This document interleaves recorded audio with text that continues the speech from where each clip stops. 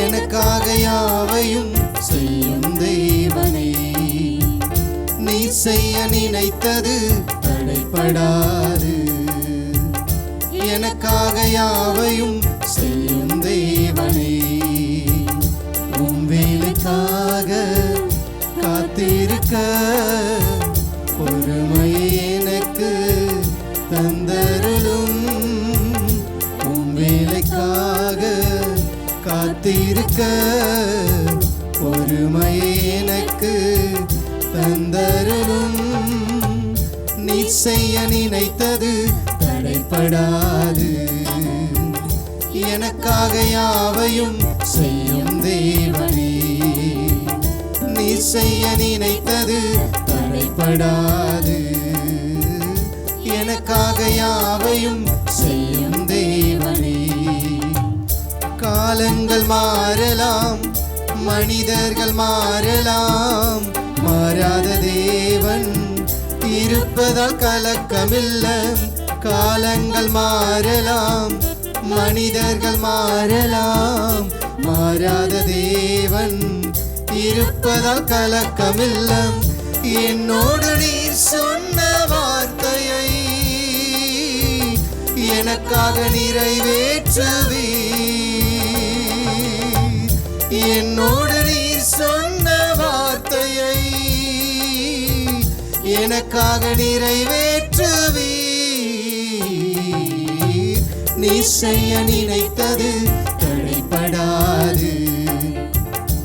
எனக்காக யாவையும் செய்யும் தேவனே, நீ செய்ய நினைத்தது தடைப்படாது. எனக்காக யாவையும் செய்யும் தேவனே. தடை போல சத்துரு வாசலை அடைத்தாலும் தடைகளை உடைக்கும் நீர் என் முன்னால் நடந்து செல்வீர். தடை போல சத்துரு வாசலை அடைத்தாலும் தடைகளை உடைக்கும் நீர் என் முன்னால் நடந்து செல்வீர். எனக்காக ஆயத்தம் பண்ணினதை என் கண்ணால் காண செய்வீர். எனக்காக ஆயத்தம் பண்ணினதை என் கண்ணால் காண செய்வீர். நீ செய்ய நினைத்தது தடைப்படாது. எனக்காக யாவையும் செய்யும் தேவனே, நீ செய்ய நினைத்தது தடைப்படாது. எனக்காக யாவையும் செய்யும் தேவனே, உம் வேலைக்காக காத்திருக்க பொறுமையை எனக்கு தந்தருளும். உம் வேலைக்காக காத்திருக்க பொறுமையை எனக்கு தந்தருளும். நீ செய்ய நினைத்தது தடைப்படாது. எனக்காக யாவையும் செய்யும் தேவனே, நீ செய்ய நினைத்தது தடைப்படாது. எனக்காக யாவையும் செய்யும் தேவனே.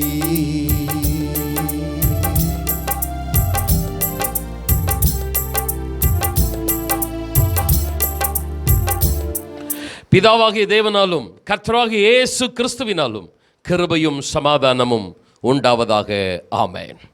நம்முடைய வாழ்க்கையில் நாம் கடந்து வந்த பாதைகளில் சந்தித்த ஏற்றங்கள் இறக்கங்கள், பாடுகள் அவமானங்கள், உபத்திரவங்கள் போராட்டங்கள் எல்லாவற்றையும் நாம் நினைவில் வைத்திருப்பதில்லை.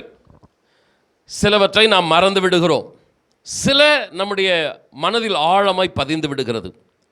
சில கண்ணீர், சில அவமானம் நம்முடைய மனதை விட்டு இன்றும் நீங்குவதில்லை. அந்த சின்ன வயதில் நடந்திருந்தாலும் அப்படியே பசுமரத்தாணி போல ஆழமாய் பதிந்திருக்கிறது. சில காரியங்கள் அப்படியா நடந்திருக்கிறதா என்று நாமே நினைத்து கேட்டுக்கொள்ளுகிற அளவுக்கு சில காரியங்கள் நம்முடைய நினைவில் இருப்பதில்லை. டைரி எழுதுகிற பழக்கமுடையவர்கள் கடந்த கால வருடங்களை திரும்பி பார்க்கும் பொழுது இப்படியெல்லாம் நான் பிரச்சனைகளை கடந்து வந்திருக்கிறேனா, இந்த சம்பவங்கள் எல்லாம் என்னுடைய வாழ்க்கையில் நடந்திருக்கிறதா, இதெல்லாம் கடந்துதான் நான் இந்த அளவு ஆசீர்வாதமாய் இருக்கிறேனா என்று ஆச்சரியமாய் பிரமிப்படைவார்கள். சிலருக்கு மனைவி தான் டைரி. அப்படியே ஒரு சின்ன காரியமாக இருந்தாலும் பெரிய காரியமாக இருந்தாலும் காட்சிக்கு காட்சி, வரிக்கு வரி அப்படியே எக்ஸ்பிளைன் பண்ணுவாங்க. இந்த வருஷத்தில் நீங்கள் சின்ன வயசில் இருக்கும்போது எப்படி தான் அதெல்லாம் மனசில் வச்சுருப்பாங்கன்னு நமக்கு தெரியாது. அன்பானவர்களே, நம்முடைய வாழ்க்கையிலே நாம் நமக்காக சந்தித்த பாடுகளாக இருந்தாலும், மற்றவர்களுக்காக ஏற்றுக்கொண்ட சந்தித்த உபத்திரவங்களாக இருந்தாலும், நாமும் மறந்து போகிறோம், மற்றவர்களும் மறந்து போகிறார்கள். இப்படி மனிதர்கள், உலகம் மறந்து போகிற சமுதாயத்தில் வாழ்ந்து கொண்டிருக்கிறோம். இந்த நாளிலே கர்த்தர் நம்மை பார்த்து சொல்லுகிறார், நான் உங்களுடைய பாடுகளை, உங்களுடைய உபத்திரவங்களை மறக்காமல் நினைத்திருக்கிறேன். அந்த பாடுகளுக்கும் அந்த உபத்திரவங்களுக்கும் ஏற்ற பிரதிபலன்களை உங்களுக்கு தருகிற தேவனாக நான் இருக்கிறேன் என்பதுதான் கர்த்தருடைய வார்த்தை. வேதம் சொல்லுகிறது, தேவனது நாமத்திற்காக நாம் காண்பித்த அன்புள்ள பிரயாசத்தை மறந்து விடுவதற்கு, நம்முடைய கிரியைகளை மறந்து விடுவதற்கு தேவன் அநீதியுள்ளவர் அல்ல. எபிரேயர் புஸ்தகத்திலே வாசிக்கிறோம். அந்த ஆண்டவர் இந்த காலவெளியிலே நம்மை தட்டி கொடுத்து வார்த்தைகளை கொடுக்கிறார். நான் மறந்து போகிற தேவன் அல்ல, நினைவு கூறுகிற தேவன். நீங்கள் பட்ட பாடுகளுக்கும் உபத்திரவங்களுக்கும் ஈடாக பிரதிபலன்களை நான் தருகிற தேவன். வாசிக்கலாம். 22ஆம் சங்கீதம் 24ஆம் வசனம். உபத்திரவப்பட்டனுடைய உபத்திரவத்தை அவர் அற்பமாய் எண்ணாமலும் அருவருக்காமலும் தம்முடைய முகத்தை அவனுக்கு மறைக்காமலும் இருந்து தம்மை நோக்கி அவன் கூப்பிடுகையில் அவனை கேட்டறினார். வசனம் சொல்லுகிறது, அற்பமாய் நினைக்காதவர், அருவருப்பாய் பார்க்காதவர், நாம் கூப்பிடும்போது தம்முடைய முகத்தை மறைக்காமல் உடனே பதில் கொடுக்கிறவர். உண்மையானவர்கள், எத்தனை உற்சாகப்படுத்துகிற வார்த்தைகளை ஆண்டவர் நமக்கு சொல்லுகிறார். கவனியுங்கள். அற்பமாய் நினைக்காதவர், அருவருக்காதவர். சிலரெல்லாம் நம்ம செய்த உதவிகளை மறந்துட்டா கூட பரவாயில்லைங்க. ஐயோ இதை மறந்துட்டாங்களே அப்படின்னு நம்ம சொல்கிறோம். மறந்துட்டா கூட பரவாயில்ல, அதை ஒரு சில நேரம் அற்பமாக பேசுவாங்க பாருங்க. அதை நினைக்கும் போது ரொம்ப ஒரு வலி உண்டாகும். இது போய் பெரிய விஷயமா சொல்லிட்டு இருக்கிறாங்க, இவங்க இல்லைன்னா வேற யாராவது எனக்கு இருக்கிறாங்க அப்படின்ட்டு நம்ம செய்த உதவிகளை அற்பமாக பேசுவாருங்க. ஒரு அருவருப்பாக அதை என்ன பண்ணுவாங்க, எடுத்து சொல்லுவாங்க. அது இன்னும் மறக்கிறதை காட்டிலும் வேதனை அதிகமாய் கொடுக்கக்கூடியது. ஆனால் கர்த்தருக்கே மகிமை உண்டாகட்டும். நாம் செய்த காரியம் சிறியதோ பெரியதோ, தேவன் மறந்து போகிறவர் அல்ல, அற்பமாய் நினைக்கிறவர் அல்ல, அருவருப்பாக பேசுகிறவரும் அல்ல, கரிசனையோடு கண்ணோக்கி பார்க்கிறவர், பட்ட பாடுகளுக்கு ஏற்ற பிரதிபலன்களை நமக்கு தருகிறவர். அல்லேலூயா. ஒரு திருக்குறள் இவ்வாறு கூறுகிறது, காலத்தினார் செய்த நன்றி சிறிதெனினும் ஞாலத்தின் மான பெரிது. அப்படின்னா என்ன அர்த்தம்? தேவைப்படும் காலத்தில் செய்யப்படும் உதவி சிறிதளவாக இருந்தாலும் அது உலகத்தை விட பெரிதாக மதிக்கப்படும். அருமையானவர்களே, நமக்கு நெருக்கடியான நேரத்தில், தேவையான அவசியமான நேரத்தில் ஒருத்தர் செய்த உதவி சாதாரண உதவியாக இருந்தாலும் அது இந்த உலகத்தை காட்டிலும், இந்த பிரபஞ்சத்தை காட்டிலும் பெரியதாக எண்ணப்படணுமா. அதுதான் அந்த திருக்குறள் சொல்லுகிற அர்த்தம். திருக்குறள் நல்லா இருக்குது, விளக்கம் நல்லா இருக்குது. ஆனால் ஒரு கேள்வி, நான் இப்போது என்னையும் பார்த்து உங்களையும் பார்த்து நான் கேட்க வேண்டிய ஒன்று என்னன்னா, மற்றவர்கள் நமக்கு செய்த உதவியை அது சிறிதாக இருந்தாலும் பெரிதாய் நாம் நினைக்கிறோமா, அல்லது நாம் செய்ததை மற்றவர்கள் நினைக்கிறார்களா? இந்த கேள்வியை எழுப்புனா கண்டிப்பாக இந்த கேள்விக்கு பதில் ஒரு திருப்தியான பதிலே இருக்காது. அன்பானவர்களே, இந்த காலவெளியிலே ஆண்டவராகிய இயேசு கிறிஸ்து நாம் சபைக்காக, தேவனுக்காக, சத்தியத்திற்காக பட்ட பாடுகள், கடந்து போகிற உபத்திரவத்தின் பாதைகள் மறந்து விடுகிறவர் அல்ல. சிறிதாக இருந்தாலும் அதை இந்த பிரபஞ்சத்தை காட்டிலும் பெரியதாக நம்மை நினைவு கூறுகிறார். 2 கரங்களை உயர்த்தி, தகப்பனை, இந்த காலவெளியில் ஆண்டவரே, நாங்கள் உம்முடைய சமூகத்தில் எங்களை தாழ்த்துகிறோம். ஆண்டவரே அப்பா, முதலாவதாக நாங்கள் ஆண்டவரே எங்களுக்கு மற்றவர்கள் செய்த உதவிகளை மறந்து போகக்கூடாது, அற்பமாய் நினைக்கக்கூடாது, அருவருப்பாய் பேசக்கூடாது.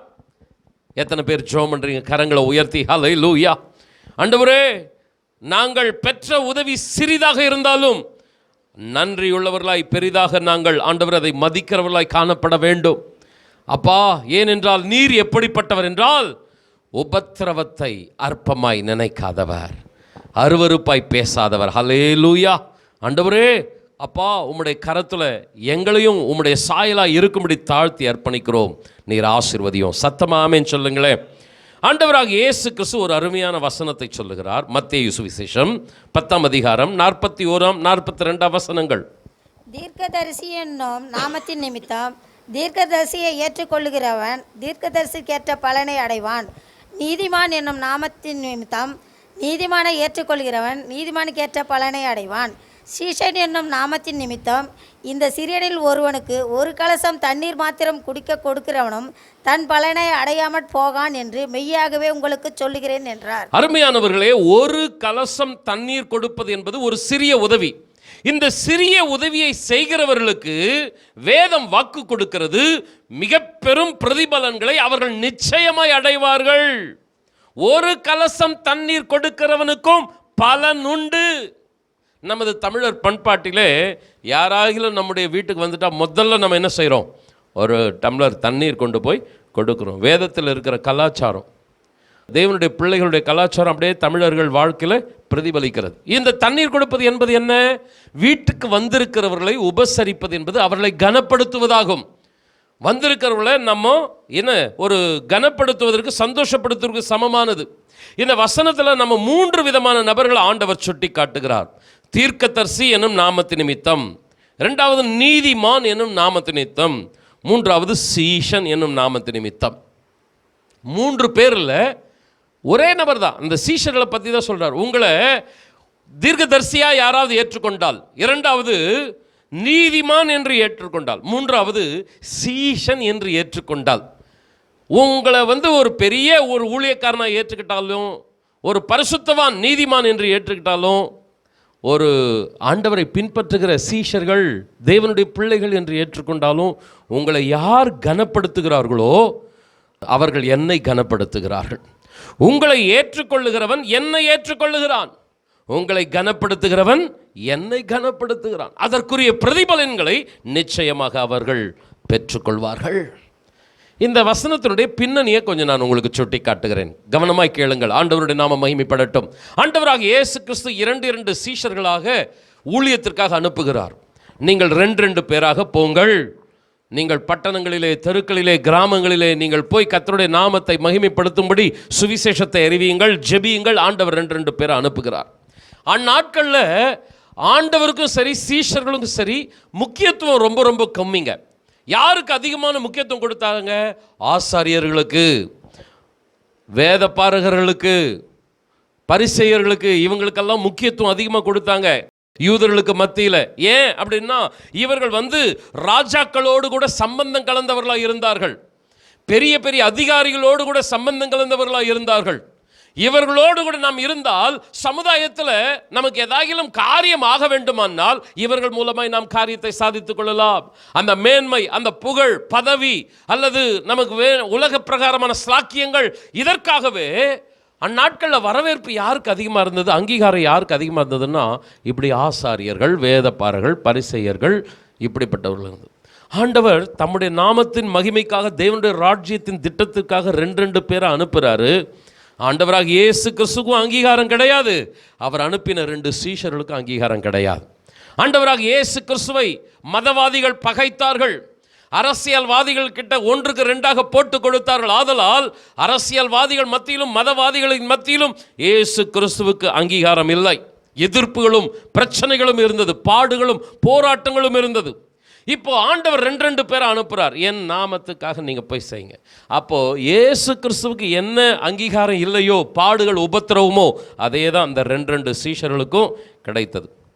ஜனங்களும் யாரை அக்செப்ட் பண்ணிக்கிட்டாங்க ஈஸியாக? இந்த வேதப்பாரர்கள், பரிசேயர்கள், இந்த ஆசாரியர்கள்.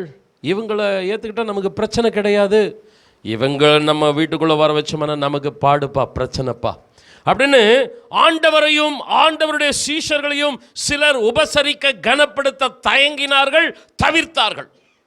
ஆனால் சிலர் என்ன செய்தார்கள்? தேவனுடைய திட்டத்தை புரிந்து கொண்டவர்கள். கவனிங்கள் அருமையானவர்களே, தேவனுடைய நாமம் மகிமைப்பட வேண்டும் என்பதற்காக தங்களுடைய வீட்டை திறந்து கொடுத்தார்கள். இந்த சீஷர்கள் என்னுடைய வீட்டிற்கு வந்தால் மதவாதிகள், அரசியல்வாதிகளினாலே ஒரு பாடுகள், பாதிப்புகள் ஏற்படும் என்று தெரிந்தும் அந்த சீஷர்களை வீட்டுக்கு வரவழைத்து அவர்களுக்கு செய்ய வேண்டிய உபசரிப்பை, கனத்தை கொடுத்தார்கள். ஒரு கலசம் தண்ணீர் கொடுத்து அவர்களை இளைப்பார பண்ணினார்கள்.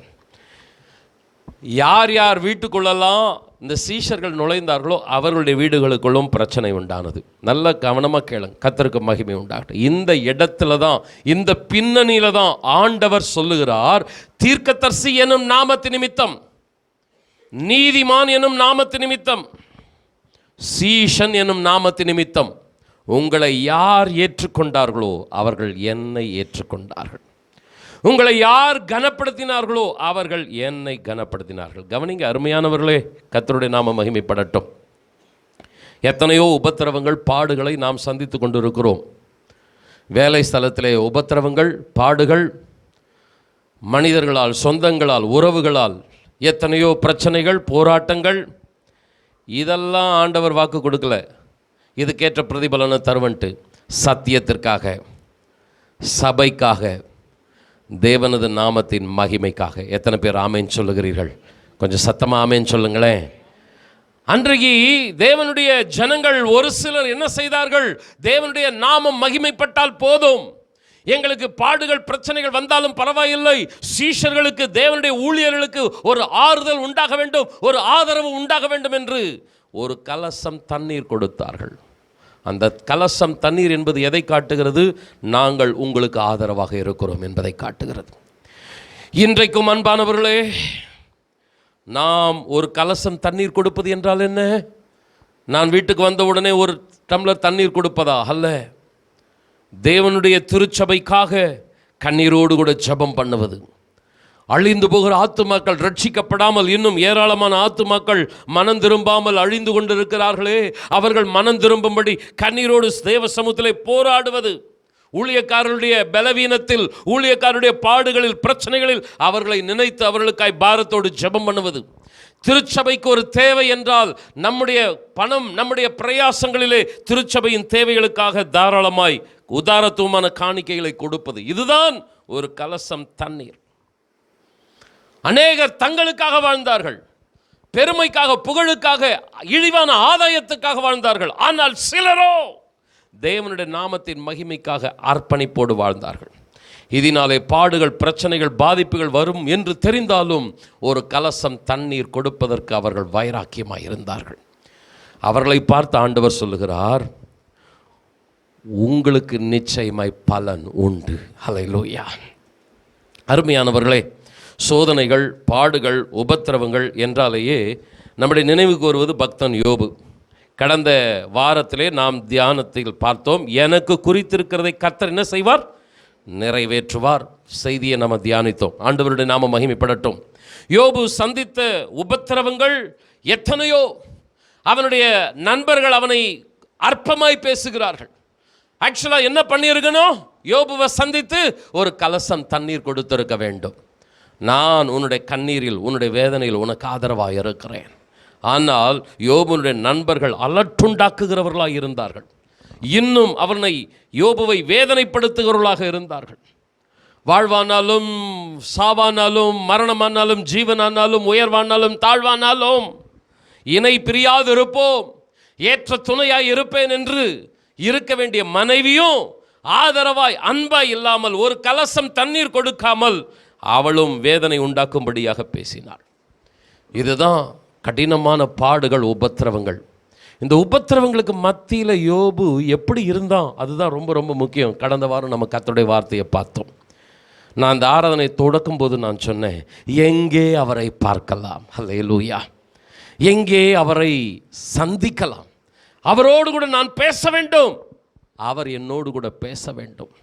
இன்றைக்கி சபை கூடி வருதலை இன்றைக்கு தேவைக்காக மாத்திரம் பயன்படுத்துகிறவர்கள் இருக்கிறார்கள். இல்லாவிட்டால் சபை கூடி வருதலை அலட்சியமாக நினைக்கிறவர்கள் இருக்கிறார்கள். ஆனால் யோபு பாடுகள், உபத்திரவங்களுக்கு மத்தியிலே அந்த சபையை, தேவனை சந்திப்பதை, தேவனோடு கூட பேசுவதை, தேவனுடைய வார்த்தை கேட்பதை கருத்தாய் வாஞ்சித்தார். கடந்த வார செய்தியை கொஞ்சம் மறுபடியும் நீங்கள் யோசித்து பாருங்கள். அருமையானவர்களே, இவ்வளவு பாடுகள் உபத்திரவங்களுக்கு மத்தியில் யோபுவினுடைய உதடுகள் சொல்லுகிறது, என் மீட்பர் உயிரோடு கூட இருக்கிறார். அல்லேலூயா. ஆண்டவருக்கு மகிமை உண்டாகட்டும். எனக்கு குறித்ததை அவர் நிறைவேற்றுவார். இறுதியில் அவன் சொல்லுகிறான், ஆண்டவரே, நீர் சகலத்தையும் செய்ய வல்லவர், நீர் செய்ய நினைத்தது ஒன்றும் தடைப்படாது. அந்த உபத்திரவத்தில் பாடுகளில் உறுதியாக நின்ன யோபுவை தேவன் மறக்கலை. நண்பர்கள் அருவருப்பாய் பார்த்தார்கள், ஏளனமாய் பேசினார்கள் உறவுகள். ஆனால் கர்த்தரோ அவனுடைய உபத்திரவத்தை அற்பமாய் நினைக்கவில்லை, அருவருப்பாய் பார்க்கவில்லை. யோபு நோக்கி கூப்பிடுகிறான். 42ஆம் அதிகாரத்தில் யோபுவின் முகத்தை கர்த்தர் பார்த்தார். ஹல்லேலூயா. யோபுக்கு ஆண்டவர் பதில் கொடுத்தார். எப்படிப்பட்ட பதில் கொடுத்தார்? 2 மடங்கு பலன்களினாலே யோபுவை நிரப்பினார். பிரதர்ஸ் அண்ட் சிஸ்டர்ஸ், திருச்சபைக்காக, தேவனுக்காக, சத்தியத்திற்காக பாடுகள் உபத்திரவங்கள் வந்தாலும் சபையிலே நீங்கள் நிலைத்திருக்க வேண்டும். ஏனென்றால் வேதம் நமக்கு அருமையான வாக்குத்தத்தத்தை கொடுக்கிறது. உபத்திரவப்பட்டவனுடைய உபத்திரவத்தை அவர் அற்பமாய் எண்ணாத தேவன், அவனை அருவருப்பாய் பார்க்காத தேவன், தம்முடைய முகத்தை மறைக்காத தேவன், ஜெபத்தை கேட்கிற தேவன் 2 மடங்கு பலன்களினாலே யோபுவை கனப்படுத்தினார்.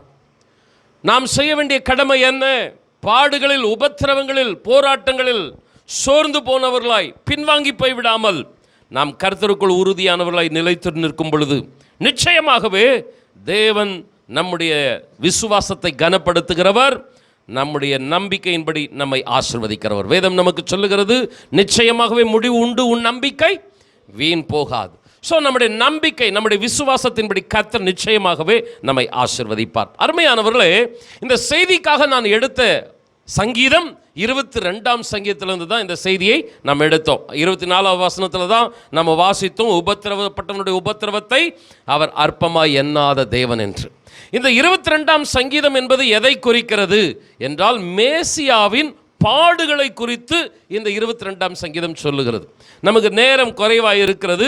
இந்த வசனத்தை, இந்த 22ஆம் சங்கீதத்தை முழுவதுமாய் வாசிக்க, தியானிக்க நமக்கு நேரம் இல்லை. உதாரணத்திற்கு முதல் வசனத்தை பாருங்க. 22ஆம் சங்கீதத்தினுடைய முதல் வசனத்தை பாருங்க.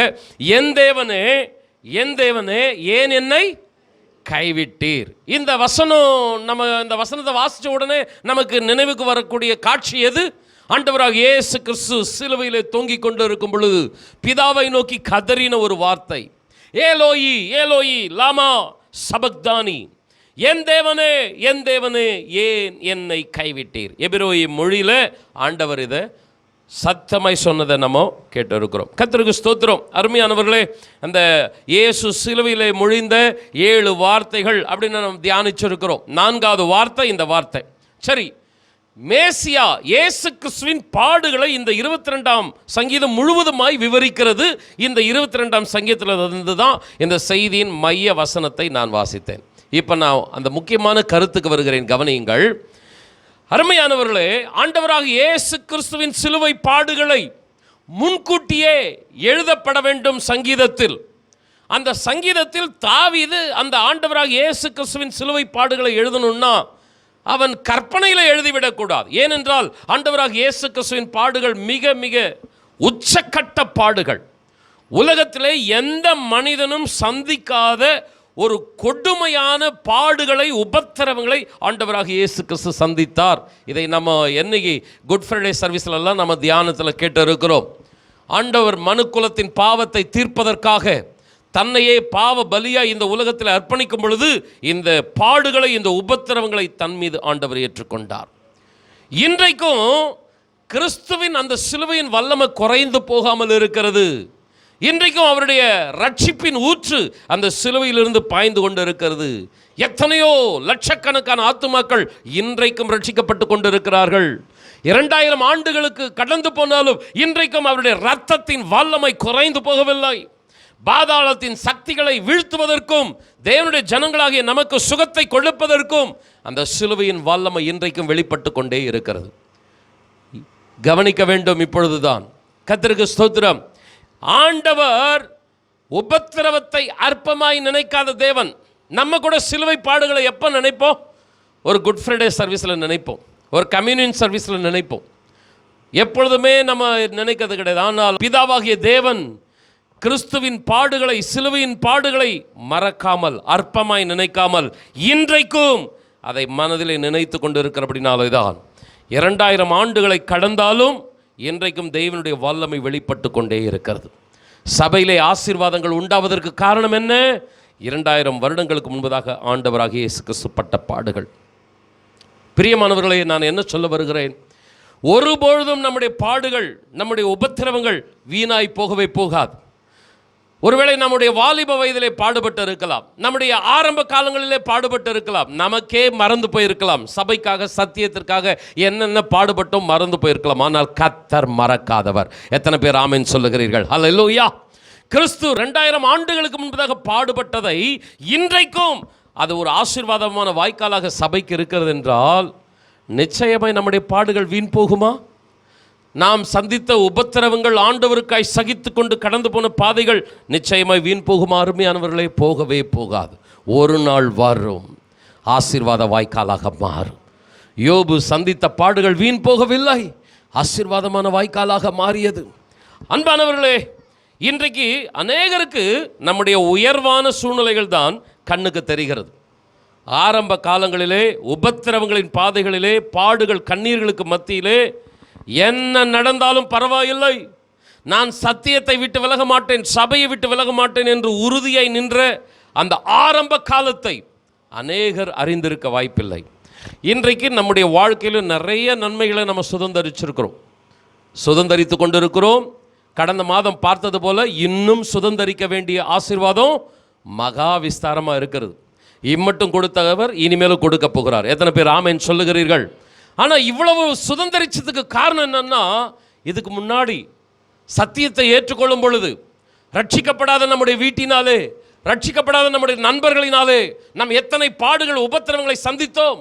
அந்த பாடுகள், உபத்திரவங்கள், அவமானங்களுக்கு மத்தியிலே சத்தியத்திலே, சபையிலே உறுதியை நாம் நிலைத்து நின்றோம். அது நிறைய பேருக்கு தெரியாது. உதாரணத்துக்கு இன்னைக்கு என்ன பார்த்து, அவருக்கு என்னப்பா என்ன குறை இருக்குது, வீடு இருக்குது, கார் இருக்குது சொல்கிறவங்க இருப்பாங்க. ஏன்னா இன்னைக்கு இருக்கிற காட்சியை தான் அவங்க பார்க்குறாங்க. ஆனால் ஆண்டவர் எதை தெரியுமா நினைச்சு பார்க்கிறார்? உபத்திரவப்பட்டவனுடைய உபத்திரவத்தை அற்பமாய் நினைக்காத தேவன், அதை அருவருப்பாய் பார்க்காத தேவன். எதை தெரியுமா நினைச்சு பார்க்கிறாரு? 1989 வருஷம் எல்லாவற்றையும் விட்டு இழந்து, பசியோடு பட்டினியோடு சுருண்டு விழுந்து, சுருண்டு படுத்து கொண்டிருந்தேனே, அந்த நேரத்திலும் ஆண்டவரே நான் உமக்காக ஜீவிப்பேன்னு ஒரு உதடு முணுமுணுத்தது பாருங்க, அதை ஆண்டவர் மறக்காத தேவன். ஹல்லேலூயா. சபையில் நிறைய பேருக்கு என்னுடைய ஆரம்ப காலம் தெரியாமல் இருக்கலாம். சபையில், ஊரில் நிறைய பேருக்கு நான் இப்போ இருக்கிற சூழ்நிலை தான் நிறைய பேருக்கு தெரியும். ஆனால் ஆண்டவர் அந்த ஆரம்ப காலத்தை, அந்த பாடுகள், உபத்திரவங்களுக்கு மத்தியிலே கர்த்தருக்காய் உறுதியாய் நின்றதை மறக்காத தேவன். அன்பானவர்களே, இந்த காலவெளியிலே ஆண்டவருக்காக உறுதியாய் நில்லுங்கள். எப்படிப்பட்ட பாடுகள், உபத்திரவங்கள் வந்தாலும் ஒன்றை நான் சொல்லுகிறேன், மறந்து போகாத தேவன், அருவருப்பாய் பார்க்காத தேவன். நிச்சயமாய் நாம் நோக்கி ஆண்டவரை கூப்பிடும்போது தம்முடைய முகத்தை மறைக்காமல் நமக்கு பிரதிபலன்களை கொடுப்பார். எவ்வளவோ காரியங்களை செலவழிக்கிறீர்கள், அழிந்து போகிற உலகத்திற்காக, பொருளுக்காக. ஆனால் தேவனுடைய ராஜ்யத்திற்காக, அவருடைய சபைக்காக, தேவனுடைய நாமத்தின் மகிமைக்காக, பரிசுத்தவான்களின் ஆசீர்வாதத்திற்காக நாம் கொடுப்பதிலும் நாம் வைராக்கியமாய் இருப்போம். கொடுக்கும் பொழுது கர்த்தர் நிச்சயமாய் பல மடங்கு பிரதிபலன்களை சுதந்திரிக்கும்படி ஆசீர்வதிப்பார். இந்த 22ஆம் சங்கீதத்தில் ஒரு சில வசனங்களை நான் வைத்துவிட்டு நான் முடிக்க விருப்பப்படுகிறேன். 22ஆம் சங்கீதம் 6ஆம் வசனத்தை வாசியுங்கள். நானோ ஒரு புழு, மனுஷன் அல்ல, மனுஷரால் நிந்திக்கப்பட்டும் ஜனங்களால் அவமதிக்கப்பட்டும் இருக்கிறேன். தாவீது சொல்லுகிறான், நான் மனுஷரால் நிந்திக்கப்பட்டும் அவமதிக்கப்பட்டும் இருக்கிறேன். ஏன் இந்த சூழ்நிலை தாவீதுக்கு வந்தது? அருமையானவர்களே, 22ஆம் சங்கீதத்தில் தாவீது பல பாடுகளை படுகிறான், உபத்திரவங்களை சந்திக்கிறான். முதல் வசனத்தில் கதறுகிறான், என் தேவனே, என் தேவனே, ஏன் என்னை கைவிட்டீர் கதறுகிறான். இங்கே 6ஆம் வசனத்தில் சொல்கிறான், நானும் ஒரு புழுவை போல இருக்கிறேன், மனுஷர்களால் நிந்திக்கப்பட்டு ஜனங்களால் அவமதிக்கப்பட்டு இருக்கிறேன். ஏன் இந்த பாதை எழுதுகிறான்?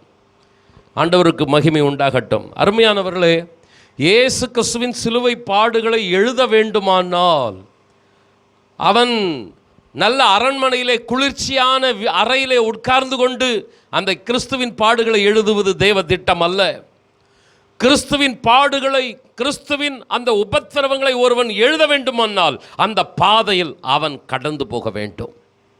ஆண்டவராகிய தேவன் தாவீதை பாடுகள், உபத்திரவங்கள் வழியாக ஏன் நடத்தினார் என்றால் அந்த சங்கீதங்கள் வழியாக இயேசு கிறிஸ்துவை குறித்த தீர்க்க தரிசனங்கள் வெளிப்பட வேண்டும். இன்றைக்கும் நம்ம சங்கீதத்தை வாசிக்கும் பொழுது மனசில் ஒரு ஆறுதல். வேதத்தில் நம்ம என்ன பண்ணுறோம், எத்தனையோ புஸ்தகங்களை வாசித்தாலும் சங்கீதத்தை மெயினாக வாசிக்கிறோம். சங்கீதத்தை வாசிக்கும் பொழுது கர்த்தர் நம்மோடு கூட பேசுவதை அப்படியே நம்ம உணர்றோம். ஏன்? அந்த சங்கீதங்களில் அவ்வளவு கர்த்தருடைய ஜீவன் வெளிப்படுவதற்கு காரணம் என்ன தெரியுங்களா? அந்த சங்கீதங்கள் ஒவ்வொன்றும் எழுதப்பட்டது கிறிஸ்துவின் எப்படி பாடுபட்டாரோ அந்த பாடுகளின் வழியாய் தாவீதும் கடந்து போக வேண்டியதாக இருந்தது. அருமையானவர்களே, தேவனுக்காய் ஒருவர் நிற்க வேண்டுமானால், தேவனுடைய நாமத்தின் மகிமைக்காக சாட்சியாக ஒரு ஆசீர்வாதமான பாத்திரமாக நிற்க வேண்டுமானால் பாடுகள், உபத்திரவங்கள் வழியை கண்டிப்பாக கடந்து போக வேண்டும். நான் ஐசக் அம்மாவை பற்றி நான் செய்தியை ஆரம்பிக்கிறதுக்கு முன்னாடி நான் சொன்னேன், ஒரு அற்புதமான சாட்சியை அவர்கள் வாழ்ந்து ஒரு ஜீவனுள்ள சாட்சியை சபைக்கும் அந்த ஊருக்கும் அவர்கள் தங்களுடைய வாழ்க்கை ஓட்டத்தை ஓடி முடித்தார்கள் என்று. ஆனால் இப்படி ஒரு சாட்சி வெளிப்படணும்னா, தேவனுடைய நாமம் மகிமைப்படணும்னா அந்த தாயார் பல பாடுகள், உபத்திரவங்கள் வழியாய் கடந்து போக வேண்டியதாக இருந்தது. பிள்ளைகள், பேரப்பிள்ளைகள், மருமகள்கள், கணவன், நிறைய பாடுகள் அடுக்கிட்டே போல அந்த தாயார் கடந்து போன பாதைகள். ஆனால் அந்த பாடுகளுக்கு மத்தியில் அவர்கள் கர்த்தருக்காய் வைராக்கியமாய் நின்றதினாலே அந்த ஊர் முழுக்க தேவனுடைய நாமம் மகிமைப்படுகிறது. ஹல்லேலூயா. தாவீது பாடுபட்டதினாலே தேவனுடைய வார்த்தைகள் வெளிப்படுகிறது. அப்படி என்றால் ஆண்டவருக்கு மகிமை உண்டாகட்டும். நான் தேவனுடைய சபைக்கு ஆசீர்வாதமாக இருக்க வேண்டும், என்னாலே தேவனுடைய நாமம் மகிமைப்பட வேண்டும் என்ற ஒரு ஆழமான அர்ப்பணிப்பு நமக்குள் காணப்படுவதற்கு நாம் கடந்து போகிற பாதை பாடுகள், உபத்திரவங்கள் நிறைந்த ஒரு பாதை தான். இந்த பாதைகள் வழியை கடந்து போகும்போது தான் நம் மூலமாய் கர்த்தருடைய வல்லமை வெளிப்படும், நம்மாலே தேவனுடைய நாமம் மகிமைப்படும். அருமையானவர்களே, இறுதியாக நான் ஒரு வார்த்தையை நான் வைத்து முடிக்க விருப்பப்படுகிறேன். கொலோசையர் 1:24 நம்ம வாசிக்கலாம். இப்பொழுது நான் உங்கள் நிமித்தம் அனுபவிக்கிற பாடுகளில் சந்தோஷம் அடைந்து கிறிஸ்துனுடைய உபத்திரவங்களில் குறைவானதை அவருடைய சரீரமாகிய சபைக்காக என் மாம்சத்திலே நிறைவேற்றுகிறேன். தாவீது எப்படி கிறிஸ்துவின் பாடுகளிலே பங்கெடுத்தானோ, அப்போஸ்தலனாகிய பவுலும் திருச்சபைக்காக கிறிஸ்துவின் பாடுகளில் பங்கெடுக்கிறான். செய்தியை ஆரம்பத்தை நான் உங்களுக்கு சுட்டிக்காட்ட விருப்பப்படுகிறேன், மறந்து போகாதிருக்க. உபத்திரவப்பட்டவனுடைய உபத்திரவத்தை அவர் அற்பமாய் நினைக்காத தேவன், அந்த உபத்திரவங்களுக்கு ஏற்ற பிரதிபலன்களை தருகிற தேவன். தாவீதுக்கு மாத்திரம் பிரதிபலனை தரல, தாவீதின் நிமித்தமாய் இன்னைக்கு சங்கீதத்தை வாசிக்கிற நமக்கும் அந்த ஆசீர்வாதத்தை அந்த வாய்க்காலா ஆண்டவர் வைத்திருக்கிறார். ஆண்டவராக இயேசு கிறிஸ்துவின் உபத்திரவம் அதை அற்பமாய் நினைக்காத தேவன் அவருக்கு மாத்திரம் கனத்தை கொடுக்கவில்லை. அவர் நிமித்தமாய் 2000 ஆண்டுகளை கடந்தாலும் இன்று வரைக்கும் ரட்சிப்பின் ஊற்று வாய்க்கால்களாய், ஆசீர்வாத வாய்க்கால்களாய் சபைக்குள் பாய்ந்து கொண்டிருக்கிறது. உபத்திரவத்தை அற்பமாய் நினைக்காத தேவன், மறக்காத தேவன். இப்போ நம்ம கடைசியாக ஒரு குறிப்பை வைக்கிறேன். பவுல் சொல்றாரு, ஆண்டவருடைய பாடுகளில், ஆண்டவருக்காக நான் அனுபவிக்கிற பாடுகளில் சந்தோஷப்படுகிறேன். கிறிஸ்துவின் உபத்திரவங்களில் குறைவானதை அவருடைய சரீரமாகிய சபைக்காக என் மாம்சத்தில் நிறைவேற்றுகிறேன். அவருடைய சரீரமாகிய சபைக்காக அந்த உபத்திரவங்களை என்னுடைய மாம்சத்தில் நிறைவேற்றுகிறேன். சபையிலே ஆண்டவருக்காக நீங்கள் ஒரு அற்புதமான பாத்திரமாய், ஆசீர்வாதமான பாத்திரமாய் இருக்க வேண்டுமானால் ஆண்டவருக்கு ஸ்தோத்திரம், அந்த கிறிஸ்துவின் பாடுகளிலே பங்கெடுக்கக்கூடிய ஒரு பாக்கியத்தை உடையவர்களாய் காணப்பட வேண்டும். பவுல் சொல்லுகிறார், நான் கிறிஸ்துவின் பாடுகளில் சந்தோஷம் அடைகிறேன். 1ஆம் நூற்றாண்டு காலத்திலே அப்போஸ்தலர்களிலேயே அதிகமாய் பாடுபட்டவன் யார் என்றால் இந்த பவுல் அப்போஸ்தலன் தான். பேதுரு, யோவான், யாக்கோபு என்று பல அப்போஸ்தலர்கள பட்டியலில் இருந்தாலும் பாடுகளில் அதிகமான பாடுகள், உபத்திரவங்களை சந்தித்தது யாருன்னா இந்த பவுல் தான். ஆனால் பவுல் என்ன சொல்கிறாரு, கிறிஸ்துவனுடைய உபத்திரவங்களில் குறைவானதை நான் அவருடைய சரீரமாகிய சபைக்காக அனுபவிக்கிறேன். நிறைய நான் தான் இந்த சபையிலே பாடுபட்டிருக்கிறேன். என்ன மாதிரி இந்த சபையில் விசுவாசி யாரும் பாடுபடலை சொல்கிறீங்களா? ரொம்ப தப்பு. நீங்கள் சொல்ல வேண்டியது என்ன தெரியுமா? கிறிஸ்துவினுடைய உபத்திரவங்களில் குறைவானதை தான் நான் அனுபவித்து கொண்டிருக்கிறேன். அப்படி நம்ம சொல்லும்போது அந்த உபத்திரவத்தில், அந்த பாடுகளில் நம்ம இன்னும் கர்த்தருக்காக வைராக்கியமாய் நிற்க முடியும். மற்றவர்களோடு, மற்ற குடும்பங்களோடு, ஊழியக்காரர்களோடு ஒப்பிடும் பொழுது மேட்டிமை உண்டாகும். அது சரியான அர்ப்பணிப்புக்குள் நம்மை கொண்டு போகாது. ஆண்டவருக்கு மகிமை உண்டாகட்டும். இன்னைக்கு நம்ம எந்த அளவுக்கு சபைக்காக பாடுபடுகிறோம்? பவுல் அப்போஸ்தலன் சொல்லுகிறார், அவருடைய சரீரமாகிய சபைக்காக கிறிஸ்துவின் பாடுகளில் குறைவானதை தான் நான் ஏற்றுக்கொண்டிருக்கிறேன். பிரதர்ஸ் சிஸ்டர்ஸ் கேட்குறேன், என்ன பாடுகளை நாம் கிறிஸ்துவின் சரீரமாகிய சபைக்காக ஏற்றுக்கொண்டிருக்கிறோம்? ஆராதனைகளிலே பங்கெடுப்பதே ஒரு பாடாக நாம் நினைக்கிறோம். சர்ச்சுக்கு வந்து போகிறதே ஒரு பாடு எனக்கு அப்படின்னு நினைக்கிறோம். அருமையானவர்களே, அந்த சபையில், தேவனுடைய சரீரமாகிய சபையில் என் மூலம் தேவனுடைய வல்லமை வெளிப்பட வேண்டும். தேவனுடைய நாமம் இந்த சபையில் நான் இருப்பதினாலே மகிமைப்பட வேண்டும். எந்த அளவுக்கு நாம் நம்மை அர்ப்பணிக்கிறோம்? கர்த்தருக்கே மகிமை.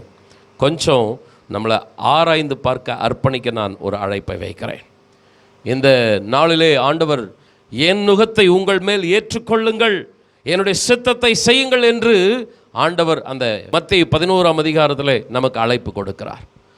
வருத்தப்பட்டு பாரம் சுமக்கிறவர்கள் இளைப்பாறுதலை அடைவதற்கு மாத்திரமல்ல, என் நுகத்தை, என்னுடைய பாடுகளை எனக்காக, என் சபைக்காக ஏற்றுக்கொள்ளுங்கள். கர்த்தருக்காக பாடுபடுகிற, அவருடைய நாமத்தின் மகிமைக்காக செயல்படுகிற ஒரு அர்ப்பணிப்புள்ள திருச்சபையாய், ஜனங்களாய், குடும்பமாய் இருக்க தேவன் கிருபை தருவாராக. 2 கொரிந்தியர் 1ஆம் அதிகாரம் 6ஆம் வசனம். ஆதலால் நாங்கள் உபத்திரவப்பட்டாலும் அது உங்கள் ஆறுதலுக்கும் இரட்சிப்புக்கும் ஏதுவாகும். நாங்கள் ஆறுதல் அடைந்தாலும் அதுவும் உங்கள் ஆறுதலுக்கும் இரட்சிப்புக்கும் ஏதுவாகும். நாங்கள் பாடுபடுகிறது போல நீங்களும் பாடுபட்டு சகிக்கிறதுனாலே அந்த இரட்சிப்புக்கு பலன் செய்கிறது. அந்த இரட்சிப்பு பலன் செய்கிறது. கவனிங்கள் அருமையானவர்களை, பவுல் என்ன சொல்லுகிறார்? நாங்கள் பாடுபடும் போது, நாங்கள் உபத்திரவப்படும் பொழுது அது உங்களுடைய ஆசீர்வாதத்திற்கு, இரட்சிப்புக்கு ஏதுவாக மாறுகிறது. அப்படின்னா என்ன சொல்கிறாருன்னா, ஊழியக்காரனுடைய பாடுகள் சபைக்கு ஆசீர்வாதமாய் மாறுகிறது. கிறிஸ்துவின் பாடுகள் இந்த உலகத்திற்கு ஆசீர்வாதமாய் மாறியது. தாவீதின் பாடுகள், கர்த்தருக்கு மகிமை உண்டாகட்டும், இந்த சங்கீதத்தை வாசிக்கிறவர்களுக்கெல்லாம் ஆறுதலாக ஜீவனாய் மாறுகிறது. அன்பானவர்களே, நீங்களும் நானும் அனுபவிக்கிற, கிறிஸ்துவுக்காக அனுபவிக்கிற பாடுகள் வீணாய் போகுமா? நிச்சயமாய் அது ஆசீர்வாதமாய் மாறும். எத்தனை பேர் ஆமேன் சொல்லுகிறீர்கள்? அன்பானவர்களே, தொடர்ந்து அவர் சொல்கிறாரு, நாங்கள் பாடுபடுகிறது போல நீங்களும் பாடுபடுங்கள். ஊழியக்கார மாத்திரம் பாடுபடணும் அப்படின்றதல்ல, திருச்சபையும் கொஞ்சம் முழங்காற்படியிட்டு, ஆண்டவரே, உபத்திரவங்கள் நிறைந்த, பாடுகள் நிறைந்த, கண்ணீர் நிறைந்த பாதையிலும், ஏனென்றால் இந்த மாதம் நான் எடுத்த வாக்குத்தத்தம் எனக்கு குறித்திருக்கிறதை அவர் நிறைவேற்றுவார். பாடுகள், உபத்திரவங்கள் மத்தியில் யோபு கடந்து போனாலும் அவன் கர்த்தருக்காய் உறுதியுள்ள பாத்திரமாய் நிலைத்திருந்தான். காரணம் என்னன்னா, அவன் நன்றாக அறிந்திருந்தான், என்னுடைய உபத்திரவத்தை அநேகர் அற்பமாய் பார்க்கலாம், அநேகர் அருவருப்பாய் பேசலாம், ஆனால் என் தேவன் அற்பமாய் பார்க்கிறவர் அல்ல, அருவருப்பாய் பேசுகிறவர் அல்ல. நான் அவரை நோக்கி கூப்பிடும் பொழுது அவர் தன்னுடைய முகத்தை எனக்கு மறைக்கிறவர் அல்ல. கொஞ்சம் கண்களை மூடி கரங்களை உயர்த்தி ஹல்லேலூயா. பாடுகள், உபத்திரவங்களுக்கு மத்தியில் நீங்கள் கர்த்தருக்காக வைராக்கியமாய் நில்லுங்கள். ஆண்டவருக்காக உறுதியாக நில்லுங்கள். மனுஷனுக்காக பாடுபடுகிறீர்கள், உலகத்திற்காக, வேலைக்காக, சொந்தங்களுக்காக பாடுபடுகிறீர்கள், மறக்கப்படுகிறது. அது அற்பமாய் பேசப்படுகிறது. என்ன பெருசாக பண்ணிட்டான், என்ன கிழிச்சிட்டான், அற்பமாய் பேசப்படுகிறது. கர்த்தருக்காக பாடுபட அர்ப்பணிப்போமா? 2 கரங்களை உயர்த்தி, ஆண்டவரே, சத்தியத்திற்காக, சபைக்காக, உம்முடைய நாமத்தின் மகிமைக்காக எந்த சூழ்நிலை வந்தாலும் ஆண்டவரே, நான் ஆண்டவர் நிலைத்து நிற்பேன். யோபு நிலைத்து நின்றது போல. ஹல்லேலூயா. யோபு ஒரு ஆசீர்வாதமான பாத்திரமா, அவன் மாத்திரமல்ல, யார் யாரெல்லாம் நிந்தித்தார்களோ அவர்களுக்கும் எல்லாருக்கும் ஒரு ஆசீர்வாதமான பாத்திரமாய் மாறினானே. தாவீது யாவருக்கும், பவுல் யாவருக்கும் ஆசீர்வாதமான பாத்திரமாய் காணப்பட்டார்களே. 2 கரங்களை உயர்த்தி, இன்றைக்கு நீ அனுபவிக்கிற பாடுகள், நீ கடந்து போகிற கண்ணீரின் பாதைகள், ஹல்லேலூயா. சத்தியத்தில் தேவனுடைய சமூகத்தில் சபையில் நிலைச்சு நிற்கும் போது நிச்சயமாய் சொல்லுகிறேன், அற்பமாய் நினைக்காத தேவன், அருவருப்பாய் பார்க்காத தேவன், ஹல்லேலூயா, பிரதிபலன்களை தருகிற தேவன். 2 கரங்களை உயர்த்தி, ஆண்டவரே ஒரு நாள் வரும் கர்த்தர் தருவார். ஹல்லேலூயா. ஆண்டவர் சொல்லுகிறார், தீர்க்கதரிசி எனும் நாமத்து நிமித்தம், நீதிமான் எனும் நாமத்து நிமித்தம், சீஷன் எனும் நாமத்து நிமித்தம், ஊழியக்காரர்களுக்காக, திருச்சபைகளுக்காக பிணைப்படுங்கள். அருமையானவர்களே, எத்தனையோ காரியங்களிலே உங்களுடைய பணம் பிணைப்படுகிறது. ஆனால் சபைக்காக உங்களுடைய பணம் பிணைப்படட்டும். ஹல்லேலூயா. நீங்கள் சபைக்காக கொடுக்கிற பணங்கள் அது ஒரு தனி மனிதனுக்குரியது அல்ல, அது தேவனுடைய ராஜ்யத்துக்குரியது. 2 கரங்களை உயர்த்தி ஹல்லேலூயா. உங்களுடைய ஜெப நேரங்கள் வெறும் உங்களுடைய குடும்பத்திற்காக, உங்களுடைய பிள்ளைகளுக்காக மாத்திரம் இருக்கக்கூடாது. ஊழியங்களுக்காக, அழிந்து போகிற ஆத்துமாக்களுக்காக, இன்னும் தேவனுடைய சபைகள் ஸ்தாபிக்கப்படாத ஏராளமான கிராமங்கள், பட்டணங்களுக்காக கொஞ்சம் 2 கரங்களை உயர்த்தி ஹல்லேலூயா. ஆண்டவர் சொல்லுகிறார், சீஷன் என்னும் நாமத்து நிமித்தம் ஒரு கலசம் தண்ணீர். ஹல்லேலூயா. இப்படி தேவனுக்காக, சபைக்காக, சத்தியத்திற்காக நீங்கள் நிற்கும் பொழுது பாதிப்புகள் வரும், பாடுகள் வரும். ஆனாலும் ஆண்டவரே, நான் இதில் வைராக்கியமாக நிற்பேன். ஆண்டவரே, என்ன நடந்தாலும் சரி, நான் உமக்காக நிற்பேன். ஆண்டவரே, ஹல்லேலூயா, ஹல்லேலூயா. உலகத்துக்காகவோ ஆண்டவரே, பணத்துக்காகவோ புகழுக்காகவோ மாத்திரம் அல்ல ஆண்டவரே, உம்முடைய நாமத்தின் மகிமைக்காக. ஹல்லேலூயா.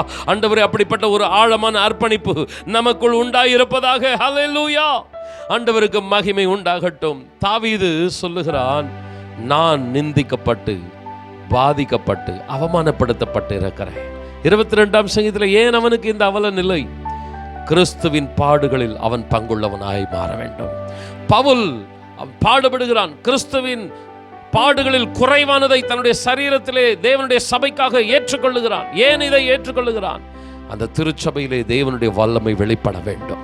2 கரங்களை உயர்த்தி, தகப்பனே, இன்றைக்கு நான் விடுகிற கண்ணீர் ஒரு நாள் தேசத்திற்கும், திருச்சபைக்கும், குடும்பத்திற்கும் ஆசீர்வாதமாய் மாறும் என்றால் எத்தனை பேர் ஒப்பு கொடுக்க ஆயத்தமா இருக்கிறீங்க? 2 கரங்களை உயர்த்தி, அன்றைக்கு ஆண்டவராக இயேசு கிறிஸ்துவின் சிலுவை இன்றைக்கு வரைக்கும் ரட்சிப்பை ஏற்படுத்தி கொண்டிருக்கிறதே, அந்த உபத்திரவத்தை தேவன் அற்பமாய் நினைக்கவில்லையே. ஹல்லேலூயா. கிறிஸ்துவின் பாடுகளை அந்த யூத சமுதாயம் அற்பமாய் நினைத்தது, அருவருப்பாய் பேசினது. ஆனால் கர்த்தரோ அதை கனமாய் பார்த்தார். 2 கரங்களை உயர்த்தி ஹல்லேலூயா.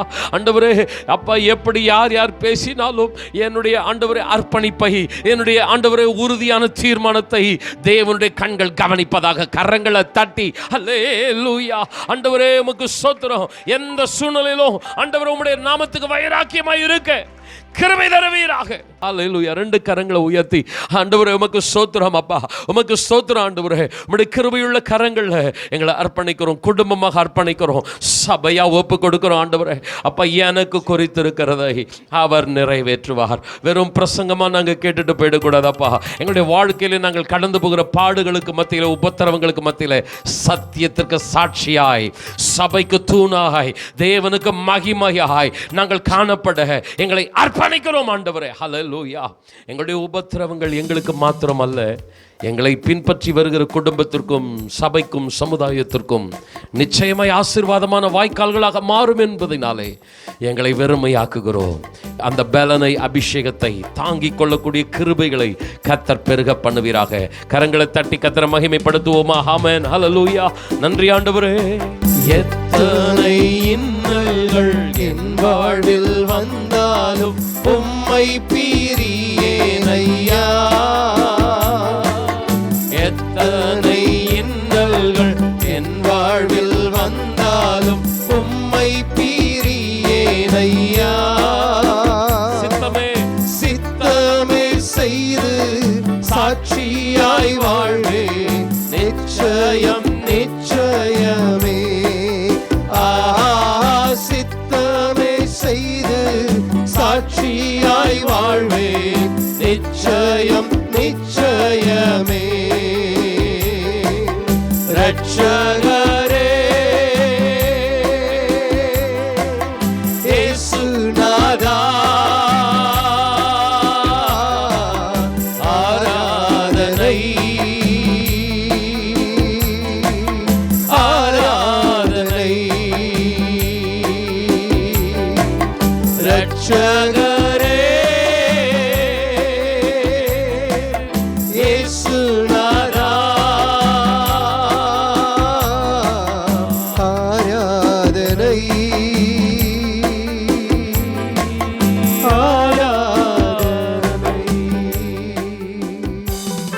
சகோதரர் ஐசக் முன்னதாக வந்து ஜெபிக்கும்படி கேட்டுக்கொள்கிறேன். எங்களை அளவுக்கு அதிகமாக நேசிக்கிற எங்கள் நல்ல ஆண்டவரே, நல்ல தகப்பனே, எங்கள் பாடுகள் மத்தியில் எங்களை வழிநடத்துகிறவரே, அப்பா தகப்பனே, இதோ அந்த நாளிலே கூட எங்கள் உபத்திரவத்தின் பாதையிலே எங்களை நடத்தினாலும் கூட அப்பா ஆண்டவரே, எங்களை ஒரு நாளும் கைவிடாமல் ஆண்டவரே எங்களை தூக்கி நிறுத்துகிற தேவனே, எங்களுடைய உபத்திரத்தை நினைத்தருளுவீராக ஆண்டவரே, எங்கள் பாடுகள் மத்தியில் எங்களை வழிநடத்தும் ஆண்டவரே, நாங்கள் ஒரு நாளும் வழி விலகி போகாதபடிக்கு அப்பா தகப்பனே, நீர் எங்களுடைய கரத்தை நீர் பிடித்து கொள்ளும் ஆண்டவரே, நாங்கள் உமக்கு சாட்சியாய் வாழ்ந்த ஆண்டவரே, நாங்கள் ஆண்டவரே ஊருக்கும் அப்பா சபைக்கும் நாங்கள் சாட்சியாய் நிற்க தகப்பனே எங்களுக்கு உதவி செய்வீராக ஆண்டவரே. அப்பா தொடர்ந்து அப்பா உம்முடைய வார்த்தை எங்களோடு இடைப்பட்ட தயவுக்காக நன்றி செலுத்துகிறோம் ஆண்டவரே. நீர் பாடுகள் மத்தியில் எங்களை வழிநடத்துகிற தேவன் ஆண்டவரே. அப்பா நீர் பட்ட பாடுகளை நாங்கள் நினைவு கூர்ந்து அப்பா தகப்பனே, அந்த உபத்திரவத்தை, அந்த சிலுவையின் மரணத்தை அப்பா தகப்பனே நாங்கள் நினைவு கூர்ந்து அந்த அப்பா பாடுகளை நாங்கள் சந்திக்கவில்லை ஆண்டவரே. உம்முடைய பாடுகளை நாங்கள் சந்தித்து ஒவ்வொரு நாளும் நாங்கள் நடக்க எங்களுக்கு உதவி செய்வீராக ஆண்டவரே. தொடர்ந்து உம்முடைய கிருபையும் உம்முடைய சமாதானமும் எங்களை வழிநடத்தட்டும். சபைக்கு வந்த ஒவ்வொருவர்களோடு நீர் இடைப்பட்டீர் அப்பா தகப்பனே. சபைகள் வந்தவர்கள் ஒரு நாளும் வெறுமையாய் போகாதபடிக்கு அப்பா தகப்பனே நீர் ஆசீர்வாதத்தை கட்டளையிடுவீராக ஆண்டவரே. எல்லா எதிர் வல்லமைகளை மாற்றுவீராக ஆண்டவரே. தொடர்ந்து உம்முடைய கிருபை உம்முடைய சமாதானம் உம்முடைய வழிநடத்துதல் எங்களோடு இருக்கட்டும் ஆண்டவரே. நீரே சத்தியம் ஜீவனமாய் இருந்து எங்களை பாதுகாத்து கொள்ளும், வழிநடத்தும். எல்லா எதிர் வல்லமைகளை மாற்றும் இயேசுவின் மூலம் பிதாவே, ஆமென். என் ஆத்துமாவே கர்த்தரை ஸ்தோத்திரி, என் முழு உள்ளமே பரிசுத்த நாமத்தை ஸ்தோத்திரி. என் ஆத்துமாவே கர்த்தரை ஸ்தோத்திரி, கர்த்தர் செய்த சகல உபகாரங்களை மறவாதே. ஆமென். நம்முடைய கர்த்தராகிய இயேசு கிறிஸ்துவின் கிருபையும் பிதாவாகிய தேவனது அன்பும் பரிசுத்த ஆவியானவருடைய ஆசீர்வாதமான வழி நடத்துதலும் நம் அனைவரோடு கூட என்றென்றும் தங்கியிருப்பதாக. ஆமென். ஆமென். Praise the Lord. கர்த்தர் உங்களை ஆசீர்வதிப்பாராக.